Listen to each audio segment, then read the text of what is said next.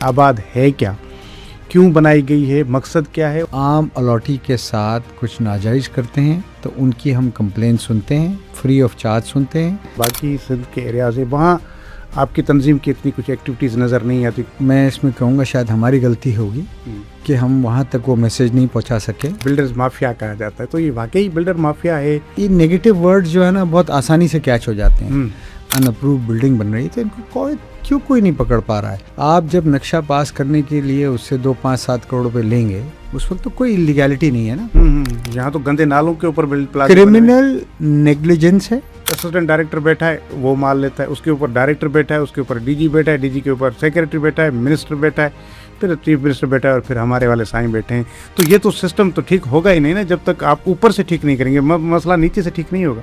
آپ کو پاکستان کو ترقی دینا ہے تو یہ کرپٹ سسٹم کو آپ کو بہت ہو گیا. ہاں اب تو ختم بھی ہونا چاہیے. اب موازنہ کریں پنجاب کے ساتھ سندھ کا, تو وہاں جو تعمیرات کا شعبہ ہے وہ دن بدن ترقی کر رہا ہے. تو آپ کے نظر میں کیا اسباب ہو سکتے ہیں؟ جو ایڈمنسٹریٹرز ہیں اس صوبے کے, یہ تو سوال ان کا بنتا ہے کہ why are we lagging so behind, ہم کیوں اتنے پیچھے ہیں. میرے حوالے کر دیں سندھ بلڈنگ کنٹرول اتھارٹی, مہینے کی 10 کروڑ روپے فیس آتی ہے نا, میں آپ کو ملٹیپلائی بائی 10 1 ارب روپے فیس دوں گا. جو بیڑا غرق ہوا ہے اس کی 100% ذمہ داری سسٹم پہ تو جاتی ہے. ایک ادارہ بتا دو کہ کس پہ ذمہ داری جاتی ہے. زیادہ سے زیادہ پرسنٹیج کس کی, کون سے محکمے کی؟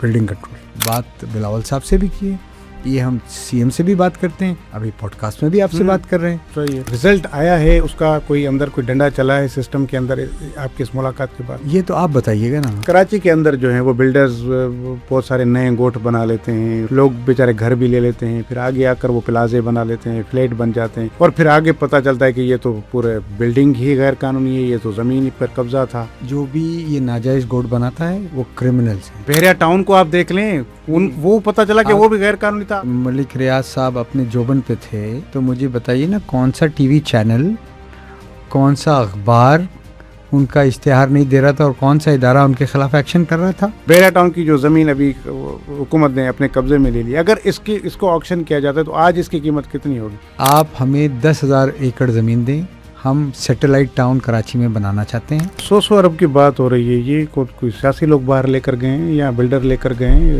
تیرے منسٹر کو غلط فگر کوٹ کیا ہے. 100 ارب بڑے ہوتے ہیں جی. کراچی کا جو میرے خیال میں بڑا مسئلہ یہ نہیں ہے کہ اس شہر کا کوئی صحیح معنی میں ماسٹر پلان نہیں ہے. نیو ٹیک یونیورسٹی ہے, چانسلر عاصم منیر صاحب, ہمارا آباد کا اب ان سے کولیبریشن ہو گیا ہے. اس وقت کتنے حالات, ماحول کتنا سازگار ہے کراچی کو یا گوادر کو یا ہمارے کسی شہر کو دبئی جیسا بنا سکتے. اسپیشلی عاصم منیر صاحب کو خراج تحسین پیش کرتا ہوں. The moment he is free from this Iran and U S and nothing crops up. ان کی priority number 1 economy, priority number 2 economy, priority number 3 economy, because economy ہی پاکستانیوں کی لائف کو بہتر کوالٹی آف لائف امپروو کرے گی.